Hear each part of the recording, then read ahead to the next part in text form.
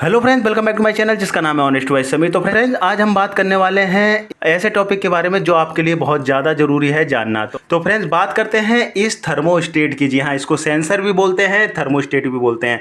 इसका काम क्या होता है और इसके ख़राब होने के बाद में क्या क्या प्रॉब्लम आ सकती है। तो फ्रेंड्स, चलिए बात करते हैं। तो सबसे पहली बात आती है, जब भी हम लोग एसी चलाते हैं तो एक डिज़ायर्ड टेम्परेचर लगाते हैं कि भाई हमको 22 टेम्परेचर चाहिए अपने रूम का, या 25 चाहिए, या 28 चाहिए। तो फ्रेंड्स, फॉर एग्जाम्पल अगर मैं 22 टेम्परेचर लगा लेता हूँ, 22 टेम्परेचर पे सेट कर देता हूँ एसी को, फिर होता क्या है कि हमारा एसी 22 तक चलता है। फिर उसके बाद में क्या होता है, इसका कंप्रेसर अपने आप बंद हो जाता है। और अगर इन्वर्टर एसी होता है तो उसका कंप्रेसर जो है स्लो कर लेता है, स्पीड को मेंटेन कर देता है, कूलिंग को।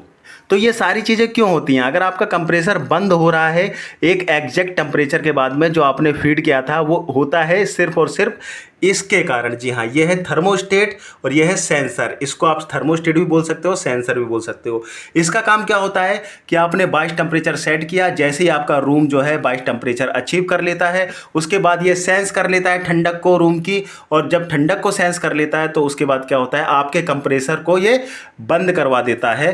कंप्रेसर तक ये मैसेज दे देता है कि भाई रूम का जो टेम्परेचर है 22 अचीव हो चुका है, अब आप जो है बंद हो जाइए। जैसे ये कमरा गर्म होगा, जैसे ये रूम गर्म होगा, उसके बाद में फिर ये इंडिकेट कर देता है कि भाई रूम गर्म होना स्टार्ट हो गया। तो कंप्रेसर क्या करता है, दोबारा से ऑन हो जाता है। तो इस तरीके से आपका एसी काम करता है। तो फ्रेंड्स, इसका बहुत बड़ा काम होता है। अब देखिए, इसके खराब होने से प्रॉब्लम क्या क्रिएट होती है वो जानिए।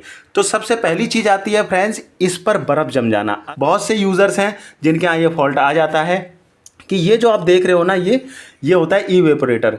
इवेपोरेटर के ऊपर बर्फ़ जम जाती है, पूरी तरह से ढक जाता है। तो प्रॉब्लम ये होती है कि कस्टमर को जो है यहाँ से लीकेज की प्रॉब्लम आ जाती है। लीकेज के बाद में उसको अच्छे से प्रॉपर से उसको कूलिंग नहीं मिल पाती, क्योंकि बर्फ़ की चादर यहाँ पर ढक जाती है। तो फ्रेंड्स, ऐसा क्यों होता है? रीज़न है ये थर्मोस्टेट का ख़राब हो जाना। जी हाँ, वैसे तो बहुत सारे रीज़न हैं, लेकिन ये भी एक बहुत महत्वपूर्ण पार्ट है। एसी में अगर बर्फ़ जम रही है और अगर ये ख़राब हो जाता है, जब भी ये प्रॉब्लम आता है। तो फ्रेंड्स, ये जब खराब हो जाता है तो प्रॉब्लम ये आती है कि आपने 22 टेम्परेचर पे अपना रूम सेट किया, अपना एसी जो है 22 टेम्परेचर पे सेट किया था। जब रूम आपका 22 टेम्परेचर पहुंच जाता है, लेकिन ये हो गया है खराब। अब ये क्या है, मैसेज नहीं दे पाता आपके कंप्रेसर को, आपके एसी के कंप्रेसर को ये मैसेज नहीं दे पाता, जिसकी वजह से कंप्रेसर कंटिन्यू चलता रहता है, कंटिन्यू चलता रहता है। उसकी वजह से प्रॉब्लम क्या आती है कि रूम का जो एटमॉस्फेयर है, रूम का जो क्लाइमेट है, वो पूरी तरह से ठंडा हो जाता है, गर्म हवा बिल्कुल होती नहीं है। और फ्रेंड्स, एसी क्या काम करता है कि गर्म हवा को शक करता है और ठंडी हवा बना के देता है।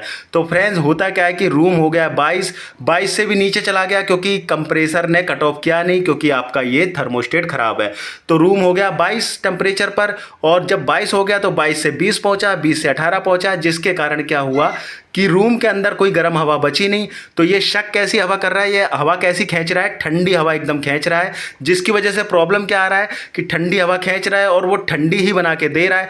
तो इसके ऊपर जो कॉइल लगी हुई हैं, वो कॉइल जो है पहले से ही बहुत ठंडी होती हैं, जिसकी वजह से क्या होता है, यहाँ पर बर्फ़ जमा होने लगती है, क्योंकि गर्म हवा एसी को नहीं मिल रही। इसकी वजह से यहाँ पर बर्फ़ जमा होने लगती है और आपका एसी जो है कूलिंग करना कम कर देता है। तो फ्रेंड्स, आपको समझ आया होगा कि इस थर्मोस्टेट का क्या क्या रोल है। पहला रोल ये है कि ये कंप्रेसर को कट ऑफ कराता है। जब आपका रूम जो है डिजायर्ड टेम्परेचर पे पहुंच जाता है, तो ये जो है मैसेज दे देता है कंप्रेसर को कि भाई बंद हो जाओ, अब रूम जो है ठंडा हो चुका है।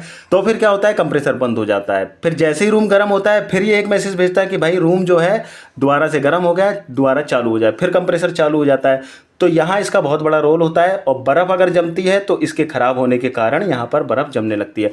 आई होप कि फ्रेंड्स, ये आपको वीडियो पसंद आया होगा। अगर वीडियो पसंद आया तो चैनल को लाइक एंड सब्सक्राइब करना ना भूलिएगा। Thank you so much video देखने के लिए। धन्यवाद।